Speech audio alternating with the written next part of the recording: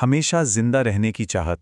सच कहूं तो इतिहास, विज्ञान और धर्म ने सदियों से बस एक ही चीज को हराने की कोशिश की है, और वो है मौत। लेकिन क्या हमने कभी रुककर ये सोचा है कि अगर वाकई ऐसा हो गया तो इसकी असल कीमत क्या चुकानी पड़ेगी? आज के इस एक्सप्लेनर में हम इंसानों की इसी सबसे बड़ी और चरम फैंटेसी की गहराई में उतरने वाले हैं। जरा कल्पना कीजिए, क्या हो अगर इंसान मौत का कोई पक्का इलाज ढूंढ ले। सुनने में किसी साइंस फिक्शन फिल्म जैसा लगता है ना, लेकिन ये कोई मामूली विचार नहीं है।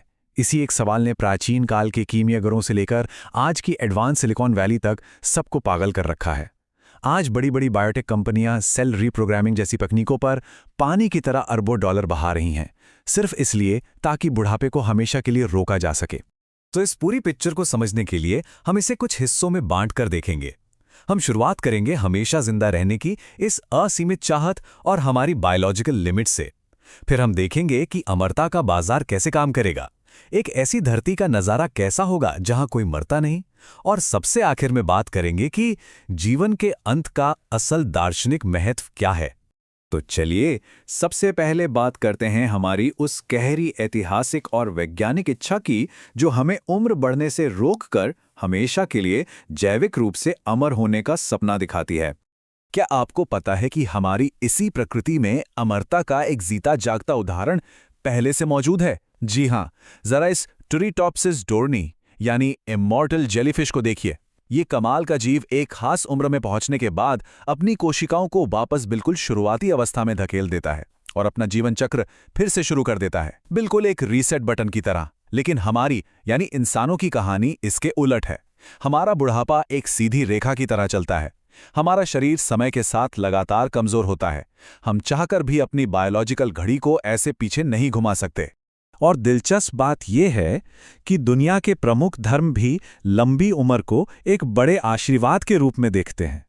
हिंदू धर्म में अमर आत्मा के पुनर्जन्म की बात कही गई है, ईसाई और यहूदी धर्म में पुनरुत्थान यानी रेजरेक्शन की, बौद्ध धर्म में निर्वाण की, और इस्लाम में भी मानव शरीर को एक ईश्वरीय आशीर्वाद माना गया है। लेकिन इन सब में एक बहुत ही ध्यान देने वाली बात है। ये सभी धर्म सच्ची अमरता को एक परमानेंट भौतिक शरीर में नहीं बल्कि हमारी आत्मा में स्थापित करते हैं। अब शरीर की बात चली ही है तो आइए उन भौतिक और बायोलॉजिकल दीवारों को देखते हैं जिनसे हम टकराते हैं। यहीं पर हमेशा जवान रहने की हमारी ये फैंटेसी एक बेहद खतरनाक सपने में बदल जाती है। देखिए, साइंस में एक बहुत ही क्रूशियल नियम है जिसे हेफलिक लिमिट कहते हैं।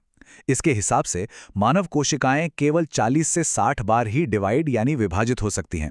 इसका सीधा सा मतलब यह है कि हमारी कोशिकाएं अंतहीन रूप से काम करने के लिए प्रोग्राम्ड ही नहीं हैं। हर विभाजन के साथ डीएनए के सिरों पर मौजूद टेलोमियर छोटे होते चले जाते हैं और एक लिमिट के बाद यह प्रोसेस हमेशा के लिए रुक जाता है। अब सोचिए, अगर विज्ञान किसी तरह जबरदस्ती कोशिकाओं को इस लिमिट से आगे धकेल दे तो क्या होगा? नतीजे सच में विनाशकारी होंगे। कोशिकाओं के इस अनियंत्रित विभाजन का सीधा सा अर्थ है कैंसर। और बात सिर्फ शरीर के डैमेज होने की नहीं है। हमारा मानव मस्तिष्क ज्यादा से ज्यादा 80 से 100 साल की यादों को ही सही से संभाल सकता है। जरा इमेजिन कीजिए, 500 साल तक जीने वाले इंसान के दिमाग पर सदियों की यादों का कितना भयंकर न्यूरोलॉजिकल दबाव पड़ेगा। उसकी तो पूरी पहचान ही खो जाएगी, एक तरह का साइकोलॉजिकल डेड एंड। हाँ, ये सच है कि मेटफॉर्मिन, रापामाइसिन और स्टेम सेल जैसी आज की मॉडर्न मेडिसिन शरीर को थोड़ा बहुत एक्स्ट्रा सपोर्ट दे सकती हैं। ये हमारी हेल्थ स्पैन को बढ़ा सकती हैं और कोशिकाओं के क्षय को धीमा कर सकती हैं। लेकिन कड़वा सच तो यही है ना कि ये सब केवल बुढ़ापे को टालने के जुगाड़ हैं, मौत का कोई परमानेंट इलाज नहीं। खैर, चलिए एक पल के लिए मान लेते हैं कि मेडिकल साइंस इसमें कामयाब हो जाता है। लेकिन क्या हमने सोचा है कि इसके बाद समाज में कैसी भयानक और डरावनी असमानताएं पैदा हो जाएंगी? जरा एक ऐसे डिस्टोपियन यानी खौफनाक बाजार की कल्पना कीजिए जहां एआई, क्रायोनिक्स और बायोटेक्नोलॉजी का पूरा कब्जा हो। इस नई दुनिया में मौत से बचना इंसान की सबसे महंगी खरीदारी होगी। अमरता की अर्थव्यवस्था में बस किसी तरह जिंदा रहना ही एक ऐसी अल्टीमेट लग्जरी बन जाएगा जिसे सिर्फ मुट्ठी भर बेहद अमीर लोग ही अफोर्ड कर पाएंगे। रॉबर्ट सॉयर का नॉवल माइंड स्कैन यहाँ एक बहुत ही गहरा सवाल उठाता है। आजकल माइंड अपलोडिंग यानी दिमाग को कंप्यूटर में ट्रांसफर करने की बहुत बात होती है, पर क्या यह सच में आपकी चेतना की निरंतरता है? असल में बिल्कुल नहीं। ये तो बस एक उत्पत्ति है, एक नई कॉपी बनाना। आपका जो असली बायोलॉजिकल शरीर है वो तो नष्ट ही हो जाएगा और पीछे बस आपकी एक डिजिटल कॉपी रह जाएगी। तो तकनीकी रूप से आप अमर कहाँ हुए, सिर्फ आपका डेटाबेस अमर हुआ।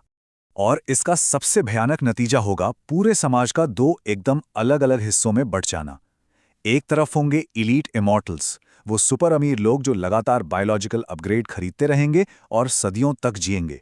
और दूसरी तरफ होगी साधारण नश्वर जनता, जो समय के साथ बूढ़ी होगी और इन अमर लोगों के लिए एक तरह से संसाधनों या सस्ते मजदूरों के रूप में काम करने को मजबूर हो जाएगी।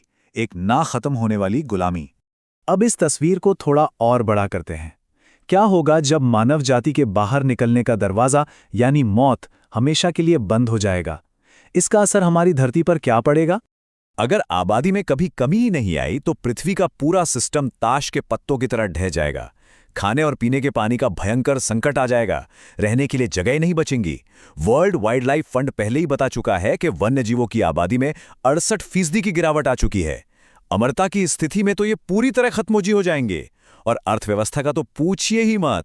पेंशन या सेविंग्स का कोई मतलब ही नहीं रह जाएगा, क्योंकि एक अंतहीन जीवन में महंगाई पैसों की वैल्यू को बिल्कुल जीरो कर देगी। इकोनॉमिक्स में एक टर्म है ट्रेजेडी ऑफ द कॉमन्स। अमरता इसका सबसे एक्सट्रीम रूप साबित होगी। देखिए, हमारी धरती के संसाधन बहुत लिमिटेड हैं। एक ऐसी आबादी जो कभी मरती ही नहीं है, वो इन सीमित संसाधनों को दीमक की तरह चाट जाएगी।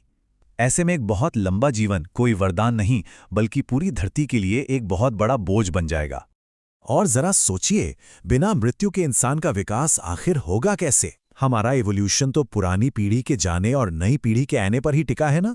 पीढ़ियों के बदलाव के बिना हमारा समाज एक भयंकर कल्चरल और इवोल्यूशनरी ठहराव में फंस जाएगा। किसी भी काम को करने की कोई जल्दी, कोई डेडलाइन बचेगी ही नहीं। इंसान जीवन जीने का वो जो एक रोमांच होता है, उससे पूरी तरह से खो देगा। इन सभी बातों को एक साथ जोड़कर देखें तो हम उस गहरे दार्शनिक खालीपन तक पहुंचते हैं जो एक अनंत जीवन अपने साथ लेकर आएगा। डॉक्टर एलेक्सिस कैरल का एक बहुत ही दिलचस्प कोट है, कोशिका अमर है। ये केवल वह तरल पदार्थ है जिसमें ये तैरती हैं जो क्षय हो जाता है। ये बात अमरता की एक बहुत ही मैकेनिकल तस्वीर पेश करती है। ये कोशिकाओं के सिर्फ एक मशीन की तरह जिंदा रहने और हमारे असली इंसानी अनुभव के बीच एक बहुत बड़ी लकीर खींच देता है। बायोलॉजिकली धड़कते रहना और सच में जीवन जीना, इन दोनों बातों में जमीन आसमान का फर्क है। और इसी बात को महान लेखक फ्रांस काफ्का ने क्या खूब कहा है, जीवन का अर्थ ही यह है कि यह रुक जाता है। ये उन लोगों की सोच को एकदम पलट देता है जो मानते हैं कि मौत सिर्फ खुशियां छीनने का काम करती है। इसे एक आसान से उदाहरण से समझिए। अगर आप लगातार 15 चॉकलेट खा लें तो क्या 15वीं चॉकलेट में आपको कोई स्वाद या मजा आएगा? बिल्कुल नहीं। ठीक उसी तरह अंतहीन अनुभवों की भी अंत में कोई वैल्यू नहीं बचती। फ्रांसीसी दार्शनिक वोल्टेयर ने अपने उपन्यास कैंडिड में एक बड़ी खूबसूरत बात लिखी है। वो कहते हैं कि जीवन की सारी उथल पुथल के बाद हमें बस अपने बगीचे की देखभाल करनी चाहिए। जिस प्यार और कोमलता के साथ आप वसंत के फूलों को सींचते हैं ना, उसकी असली मिठास इसी समझ में छिपी है कि एक दिन ये फूल मुरझा जाएंगे।